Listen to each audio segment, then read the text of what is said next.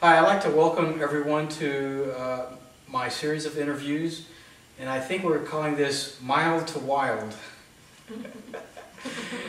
Anyways, this is in response to a couple of interviews that I've seen lately, or news broadcasts that I've seen lately.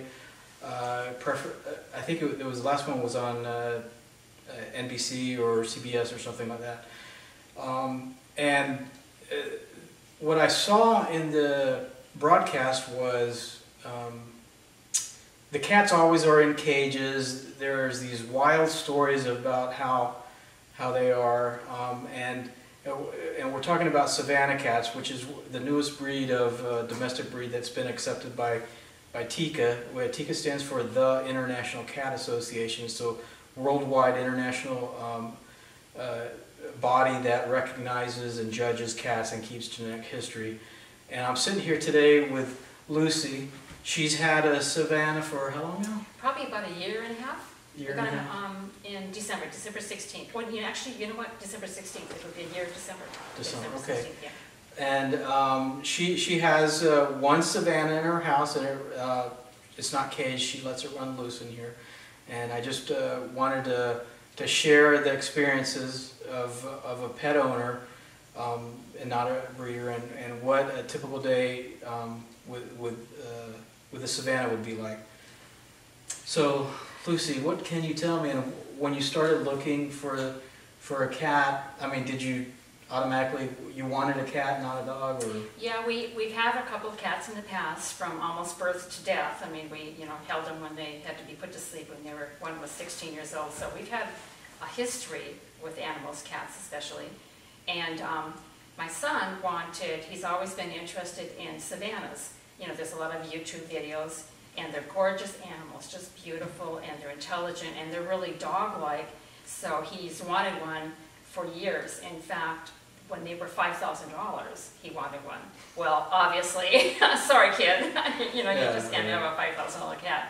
So last year we surprised him at Christmas. We put pictures of Zulu, our cat, in a box that we got from the breeder, and punched holes in it, and he was just blown away. So it was really a cool thing for him to do.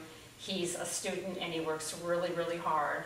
He's always studying. He needed to have something in his life that would break up that monotony, and I think Zulu fits the bill 100%. Why a Savannah? I mean, he picked it, or? He's always wanted one, I think because of the YouTube videos, and he saw how smart they are, and they're really dog-like. I mean, they're just incredibly intelligent. I was blown away by how intelligent this animal is. And I don't know if he's particularly unique. I mean, I think that all Savannahs are pretty intelligent, but like, for instance, they follow you around like a dog, and a lot of them retrieve. You can throw a ball and they'll bring it right back and drop it, in your lap. So I think he wanted an animal that was really kind of interactive, that would do things that a lot of cats just lay around, and the domestic ones. So that was the vision in his head. Mm-hmm. Mm-hmm. Now, when you got Zulu, did he kind of match that vision? Did he fetch? And I mean, what was? Well, first he was blown away by the box and the pictures. I mean, he kept saying, "Oh my God, oh my God." But yeah, I think it's exceeded his expectations. I think he loves this little guy more than I even thought he would. I mean, he plays with him. Zulu jumps up and tries to grab him, and play. I mean, he pinches, bites, but he's a strong little boy. So I think it's exceeded his expectations. I really do. I think every day he comes down, and Zulu's there, and we never know what he's going to do next. He's just really fun. When you made the decision to get him a cat, what was your process like? How did you go looking for what the cat and stuff? Yeah, it was actually pretty easy. I went on the internet and researched some breeders. Of course, price was an option. I was looking at that, and I wanted to visit the breeder to see the cat and to see what kind of care it had, whether it looked healthy or not. It was a pretty easy process. There was one other, the breeder, happened to be in Lakeside, El Cajon, I guess. So it was close. I didn't want to really get an animal that had to be shipped. So did you visit multiple breeders or just one? Just one. But I went online and saw other breeders. But yeah, just so one. Your preference was for something that didn't need to be shipped and was close by. Yep. And then you can see the animal. You can interact, and you know that it's healthy, that its eyes are clear, that it's been socialized. You know what kind of environment it grew up in. And Zulu was 4 months old when we got him, so that's a little bit of time. So about 16 weeks. So, right. What? Before that, did you see any of these videos that, I consider them to be, they show the Savannahs in a bad light. Did you ever see any of those? No, I hadn't. I know the F1s, Zulu was an F4, so I know the F1s and F2s are huge, and there was an incident that we read about that one, I think it was an F1, got up into someone's heating system, because they kind of like to look around and explore and little nooks and crannies they go into, but I thought it was kind of funny, but I guess if you were the person that owned the cat, you wouldn't think it was too funny. But no, we didn't really see anything really negative about what they would do, whether they were mean, whether they would bite, Now, since then, have you seen anything? Like on the internet? I took a couple of them, yeah. There was one group that rescued a bunch of, I think they were F1s that a lady had in her home in the basement. But the basement was beautiful. There was lamps and there was a fireplace, and I think there were 3 or 4 of them. But this group rescued them because I guess she couldn't keep them any longer for some reason. But I thought it would be a more appropriate term would be adopted, rather than, they weren't being neglected. They even said on the video that they weren't being neglected. But no, I hadn't really, other than that, not a lot of negativity about it. I know there's people that don't like hybrids. They think, that it's cruel for some reason, but, Does Zulu really act different than regular cats? He's really smart. He's really, really smart. He follows his owner around like a dog. He sleeps with them. He knows a lot of phrases. It's amazing how smart they are. You say it's time for bed, he just trots right in, knows where to go. He knows if you're hungry, where he goes right to the refrigerator. He's really, really intelligent, really smart cat. And the other cat, you've had 3 other cats? We've or had 2? 2 other from long-term cats. What kind of? The first one was a black domestic cat, and I got him because he followed a mailman. And he was a little kitty, and he turned out to be I just love this cat. I choke up now when I think about, I had him for 16 years, and it took a long time to get over him dying. He just was a really neat cat. And the second cat was a Tonkinese, and again, that's a mixture between a Burmese and a Siamese. And it was a little female, and real delicate, beautiful cat, but real delicate.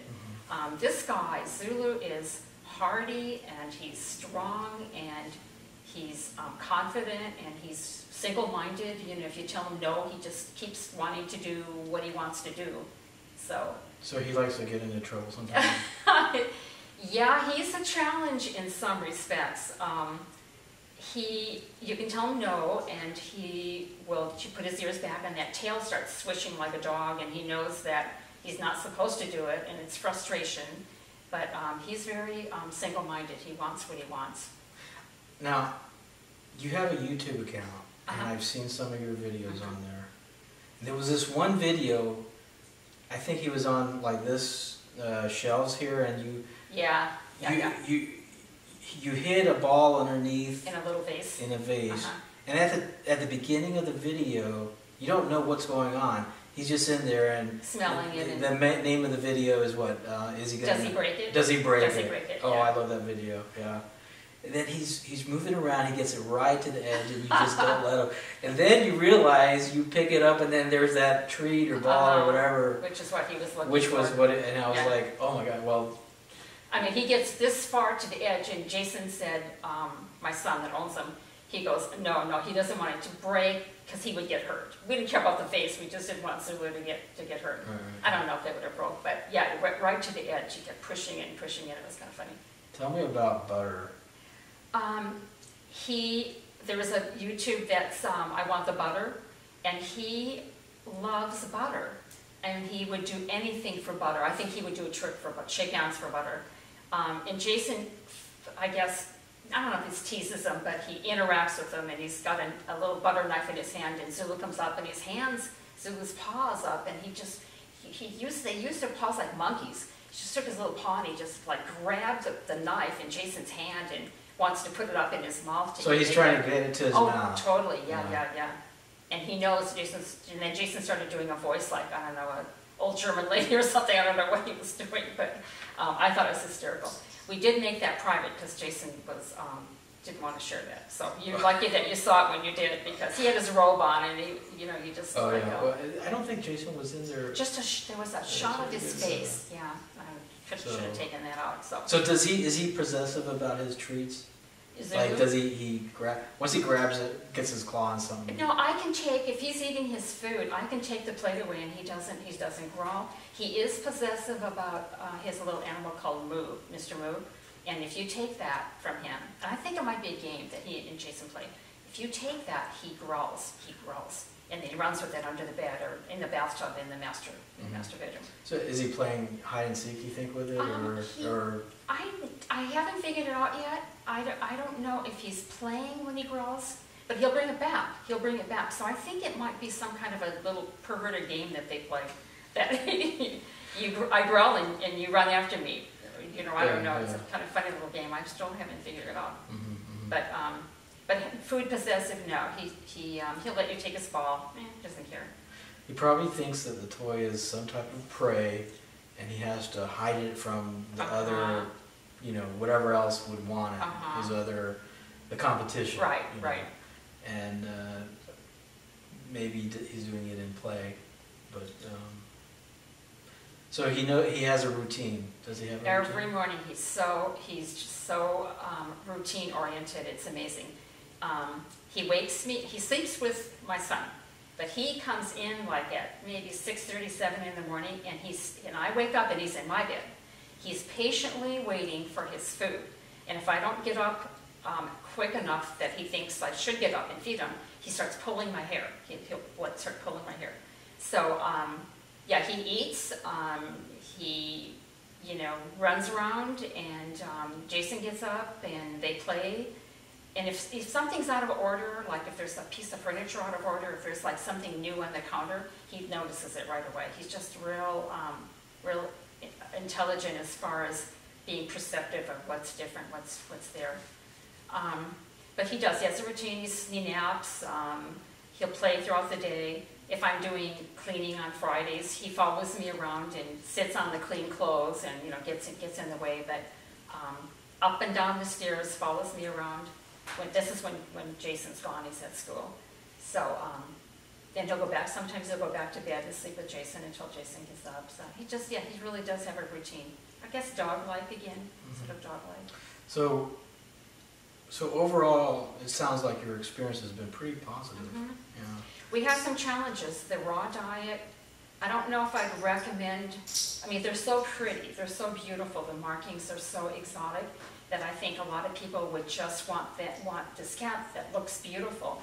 But there's a downside to caring for them. The raw diet kind of threw us off. We changed his diet several times. So he had soft stool. He did. He had a problem with that.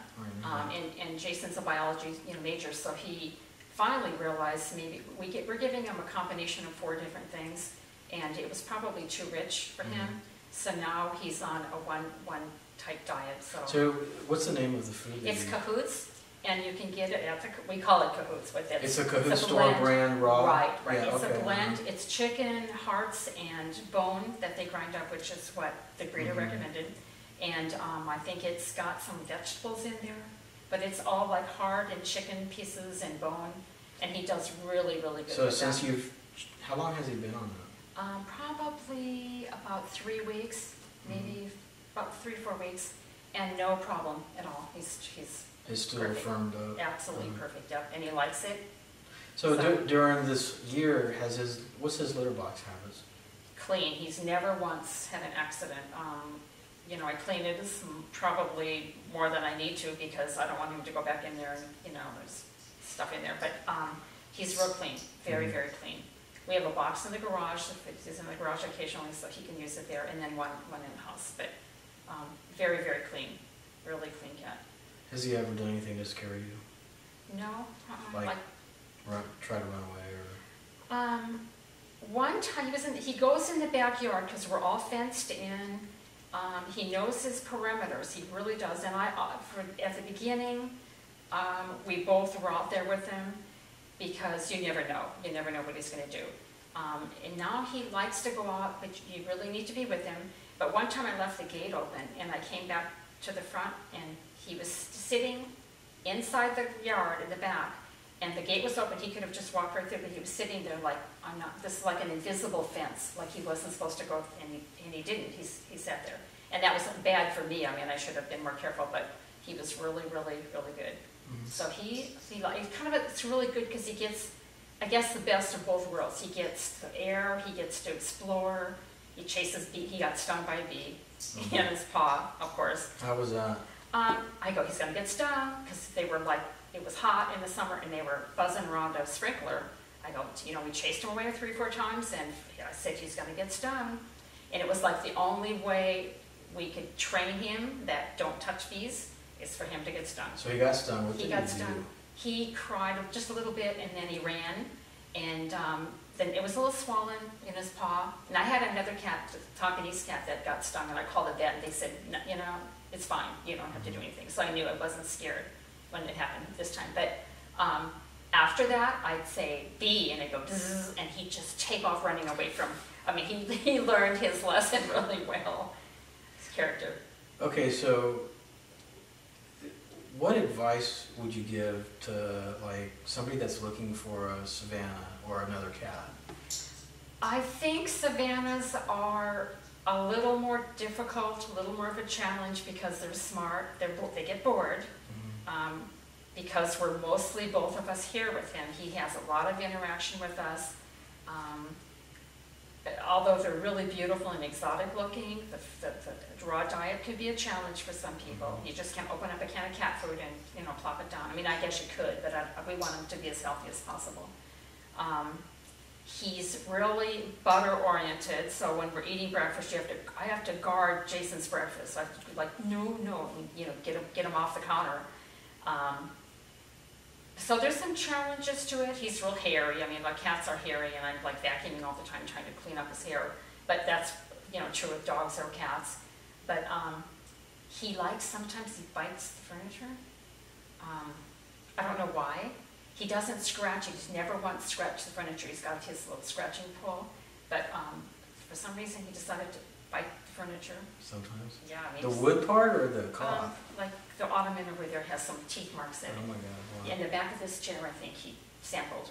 He tasted it. I don't know. Sampling the cuisine. He was looking at one. I was videotaping. I was going to upload it to YouTube, but he was videotaping it, and I went, oh, he was looking, and I go, he's tasting the couch. Maybe there's some kind of. I don't know what it is, if it's like a hairy, like an animal hair, but he's been really, I thought when we got him, I said, okay, I just know my couch is, you know, I'm just going to have to deal with it. But he's never scratched. I mean, maybe another F4 or F3 would, I don't know, but he's really good at that. Okay, so what about cooking? Does he get up on, like when you're cooking, does he get up there? Does he like lick the pan after it's been buttered? Sometimes he does. We pull the chairs back from the counter when we're eating, so he knows this is the time that you have to stay back. He's pretty good about it. He really is pretty good about it. You have to snap your fingers and say no, and he puts his ears back and that tail starts flashing like, doggone it, I thought I was going to get something. But he's actually not bad. And I think as he gets older, because he's still young, I think he'll become more and more compliant with the house rules. But it's like a little kid. It's like a 2-year-old kid. I mean, they keep testing you to see what they can get away with or see what the parameters are. So I think that's kind of at the stage he's at. But he's just, the breeder created the most awesome animal. He's beautiful. His temperament's wonderful. He's really brought a lot of joy and laughter to this house. I didn't realize how boring we were until, we got Zulu. So it's like, is it better than watching TV? Oh, absolutely. And yeah, the laugh tracks on these sitcoms, I can't stand it. It makes me crazy. You never know what he's going to do. He's just amazing. So what's going to happen? Your son's in college now. One day he's going to move out. I'm going with him. I'm just like moving with him. I'm selling everything. No, so I don't. The cat's probably going to go with. I know. I don't know. He could end up in college in any state or country. So I don't know. Pre-med student, and he's got to go where the right. medical colleges are. But I don't know. I guess it's so far ahead. Maybe we'll cross that bridge. I'll be calling the breeder asking for another F4. I don't know. Okay, well, anyways, this is our interview with Lucy and Zulu, and I want to thank you again for watching Life at the Sharp End.